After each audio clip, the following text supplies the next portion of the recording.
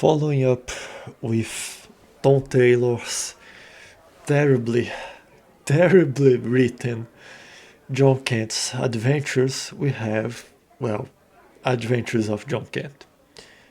Or Adventures of Superman, Jon Kent, one of the top 100 titles with the worst title, comic book title of ever. Like, why to go with Adventures of Superman and then specifying Jon Kent? Just go with Adventures of Jon Kent. Way easier to speak, way easier to say.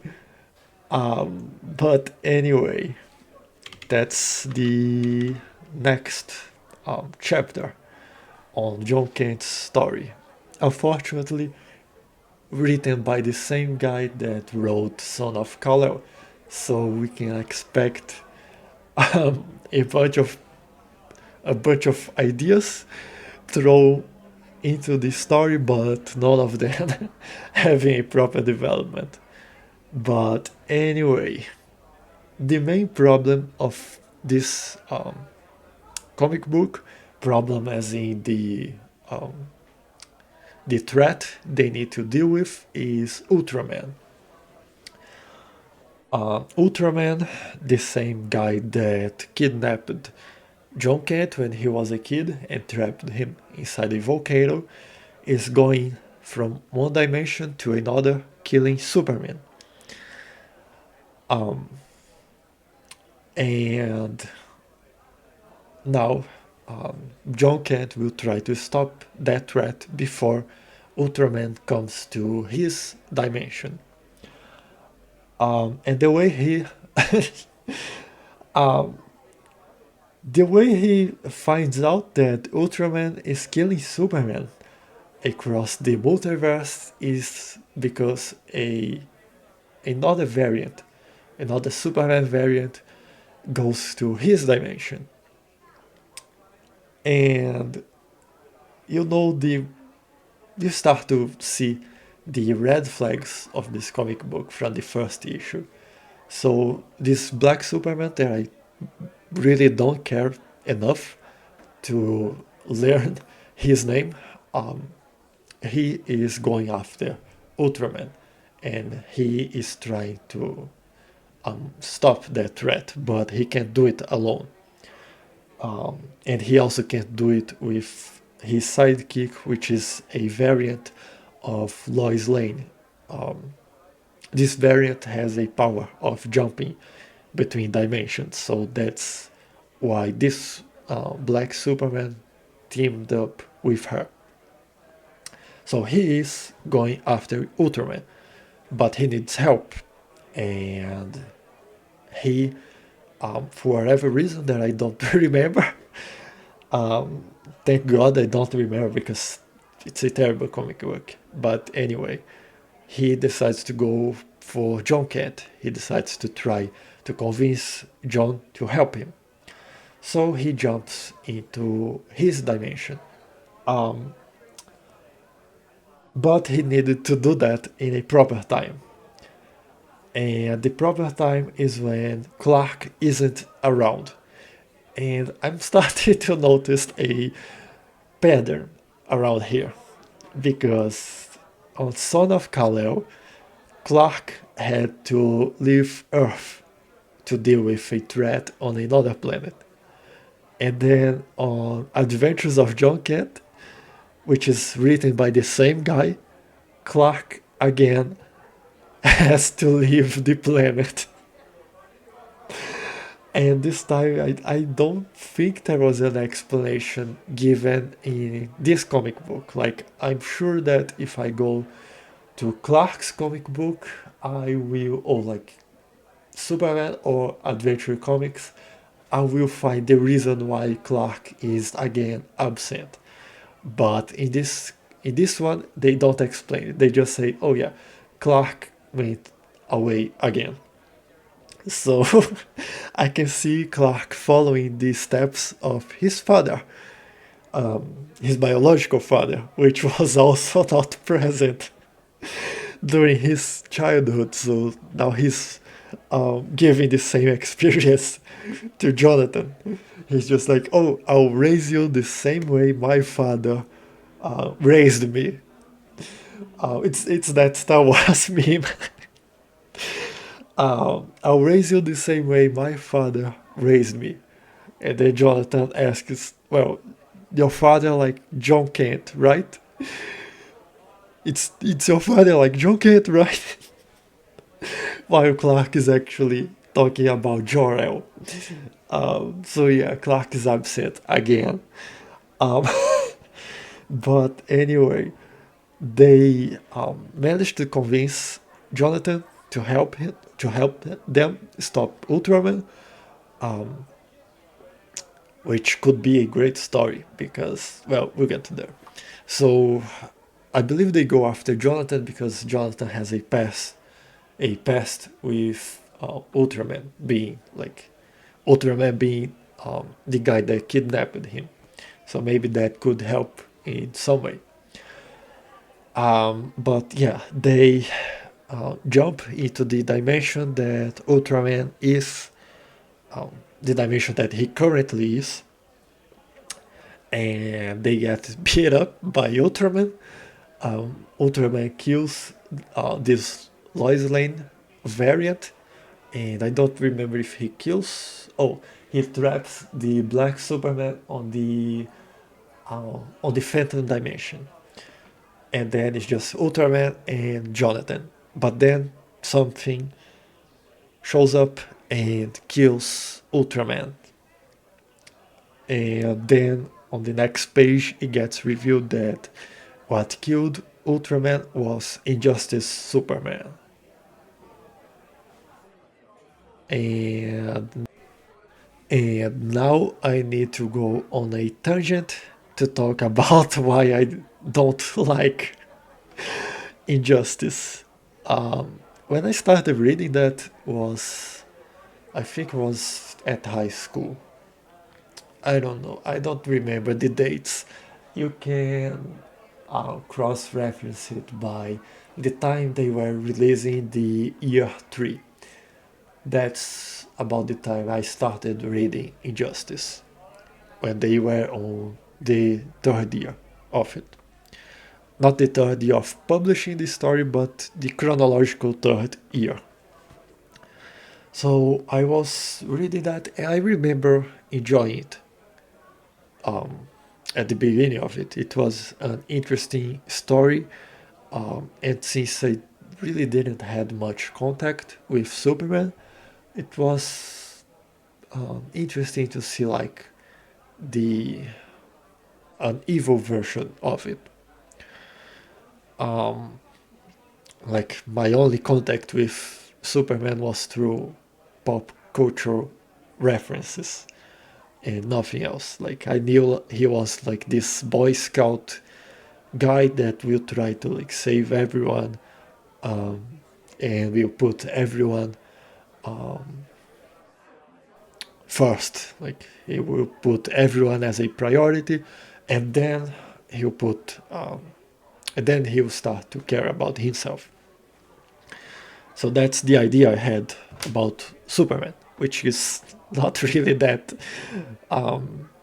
far. So then I went to Injustice and saw the evil Superman, and I was enjoying it. I don't know if it was because the story was written in a good way, like it was a properly written story, or if I was enjoying it because I like Batman more and I was just waiting for the moment Batman would completely annihilate Superman. So those are the two possibilities. And I remember like reading the first and second year really fast, and then I started reading the third year, and I stopped because, well, the same reason I stopped reading Son of Kal-El the first time, which was there was no more issues published, so I would have to wait until the next month to keep reading, and that's not really a format that works for me because I don't have a good memory for that type of stuff like comic books and TV shows. If like I have to keep going back to it over and over.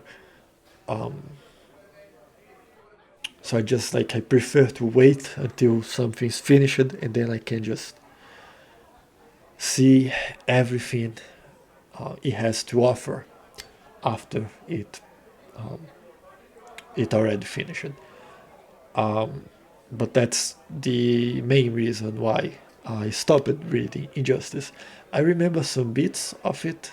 I remember some stuff that I enjoyed, like the Green Lanterns War that happens. I believe it's on the ending of the second year, where the Green Lanterns fight the Yellow Ones.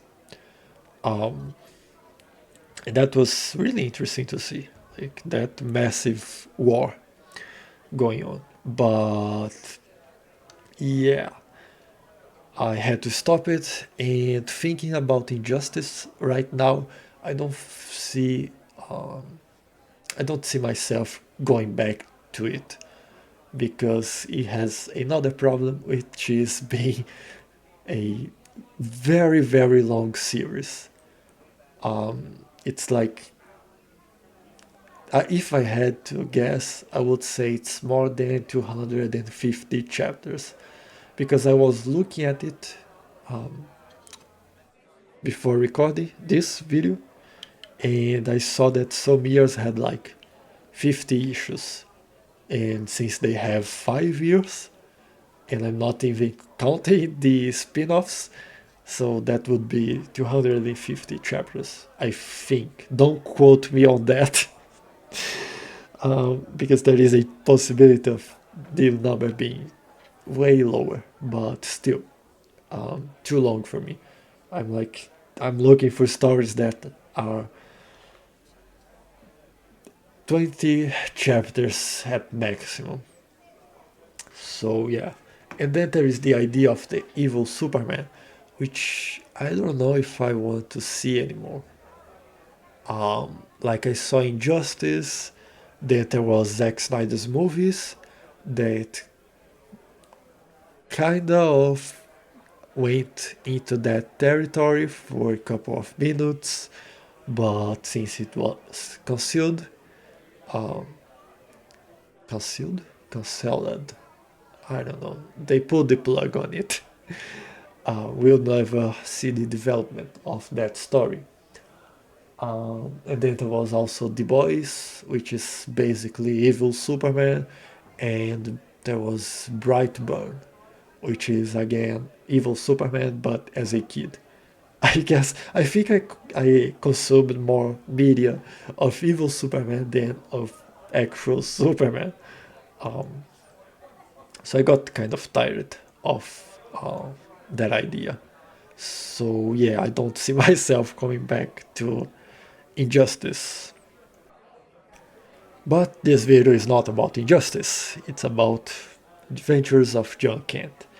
So, Injustice Superman kills Ultraman, and then we have the development of the story. Now, Jonathan is trapped in the Injustice dimension because, well, Lois died, and the device they use to jump between dimensions, it's broken. So he's trapped in there for who knows how much time. And there is nothing much to talk about it.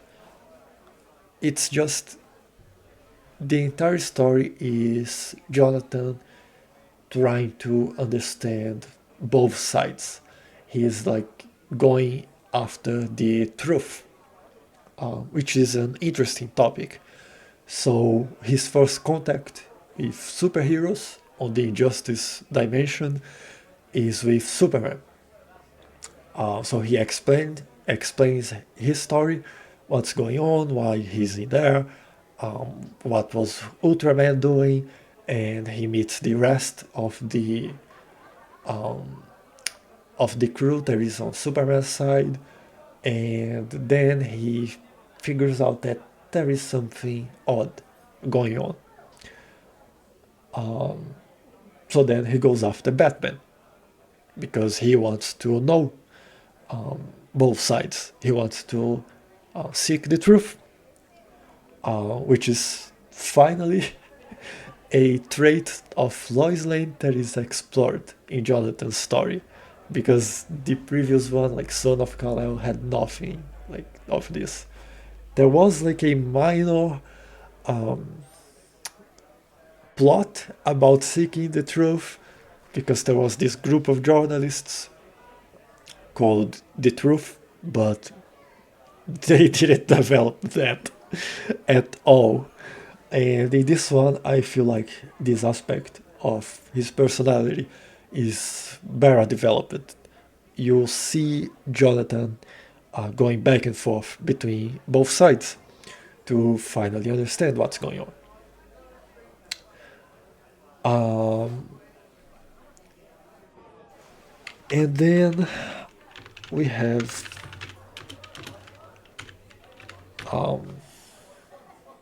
Nakamura. He shows up in this comic book, and again, it's just a random idea that they throw and didn't really develop it. So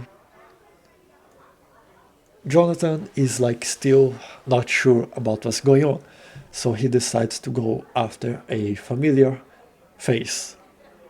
So he finds out where Nakamura is on this dimension. He goes to his apartment and he talks with Nakamura about what's going on. And there is some interesting dialogues in there. Mainly Nakamura asking why Jonathan went after him instead of literally anyone else in the world. And then John explains that they are in a relationship in another dimension. And yeah, that talk is it's kind of interesting, like cozy and kind of warm. I think that's the best way of putting it. There is some jokes going on, which surprisingly work. Like, I'm not really a big fan of too many jokes on superhero stuff, because the jokes they do don't really work for me. But on this specific comic book, yeah, they work. There is like Nakamura celebrating because somehow himself from another dimension managed to start dating fucking Superman. But yeah, that happens, and then when Jonathan is leaving his apartment, Nakamura asks for a kiss, to which Jonathan refuses because it would feel like cheating for him. Like, yeah, you may be Nakamura, but you're not the one that I'm used to. And then Nakamura just replies with, "Oh, never mind. It was just a test to see to see if myself from another dimension chose his partner correctly." So it's funny to see that, and it works. Surprisingly works for me, as I said.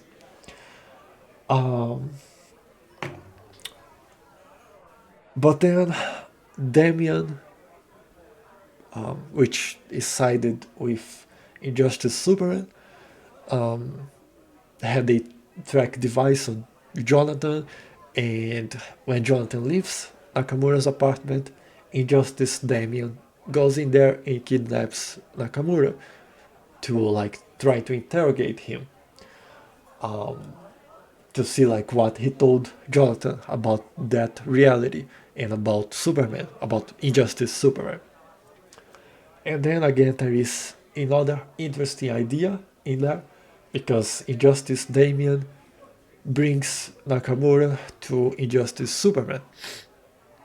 And Superman is like, what the hell are you doing?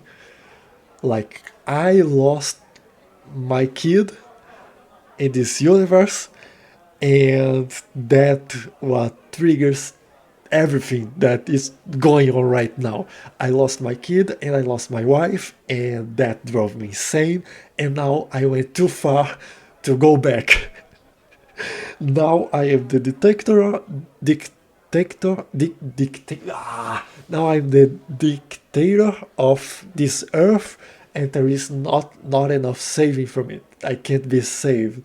And now you kidnap Nakamura, which is Jonathan's boyfriend, like the other, the Jonathan from another dimension has a Nakamura boyfriend on the other dimension, and then you just figures out that Jonathan was talking to Injustice Nakamura, and your first reaction is to kidnap the guy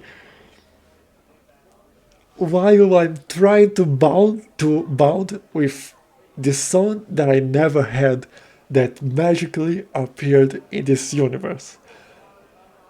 What the fuck is in your mind? So that's an interesting part of it. But that's it. It lacks depth to it because it's the same guy writing this story. Like the same one that wrote Son of Kal-El is writing this one. So he just keeps tossing a bunch of ideas in there that has no proper development. Like the story is about 6 issues, I think. And they could have, again, if they had properly structured the story, there would be enough room for developing it all. Like 6 issues. The first one is establishing the problem. Ultraman is killing a bunch of Superman. Second issue, they go to Injustice reality, and we see Superman's side. On the third issue, we see Batman's side. On the fourth issue is Jon and Injustice Damian talking with each other, because on the main reality, Jonathan and Damian are friends. So Jonathan goes after Injustice Damian to like try to talk with a friend. But Injustice Damian is fully sided with Injustice Superman. So on the fifth issue, or whatever, I just lost the count, Jonathan goes after Nakamura, and then he gets a better idea of what's going on, because Nakamura like gives him the full picture. And then on the last issue, there is the confrontation between Jonathan and Injustice Superman. And that's like 20 pages for every single one of these issues. So it's more than enough to like properly develop every single one of these ideas. But they don't do that. They decided to like just throw everything around and like just throw shit at the wall and see what sticks for longer. And then we have the final confrontation, which it's terrible. It's like Jonathan just hugs Injustice Superman. And I can see that working in the hands of a better writer. But Tom Taylor is not a good writer. And the hug happens in like 2 pages. On page 1 is Jon Kent gathering the strength, because he now have a kind of a charge attack. So he's charging an attack, And then on the next page, he run towards Superman, towards Injustice Superman, and hugs him. And that's it. And then they have a very, very brief talk about how Jonathan can still see good inside Injustice Superman. And while all of this is happening, Nakamura is in the fucking ground with his arm broken because Superman broke his fucking arm for whatever reason that I can't remember right now. Um, and then Cyborg managed to fix the device that Jonathan used to jump between dimensions, and he sends Jon to his main dimension. And that's where the story ends, and we start Beast World, which is unfortunately again written by the same guy. Um, and I'm currently reading that because I'm a fucking masochist. Um, I'm still on the first issue though. So far, it's solid. It's an interesting idea, but based on all I read of Tom Taylor, yeah, he has some interesting ideas. He just can't develop them. Like Ultraman in this comic book, which is just terrible. Like, for me, I didn't read the comic book where Ultraman kidnaps Jonathan, and I still felt like it was poorly developed because we are finally gonna have the confrontation between Jonathan and the guy that kidnapped him, right? And the guy that kidnapped him just dies without any ceremony. It's just like he jumps into the Injustice Superman dimension and gets killed by Injustice Superman. That's all. So there isn't even a proper closure to that part of Jonathan's life. You just get born, get kidnapped, and then the guy that kidnaps you dies. That's all the development you're gonna have on that part of it. And as I said, I didn't read the previous stories, and I already find it bad. Now imagine someone that was actively reading Jonathan's story, like he was reading the comic books since the moment Jonathan was born. And then they got to the part where he gets kidnapped, and now they get to the part where he has the chance to like avenge himself, but that is like ripped out of his hands.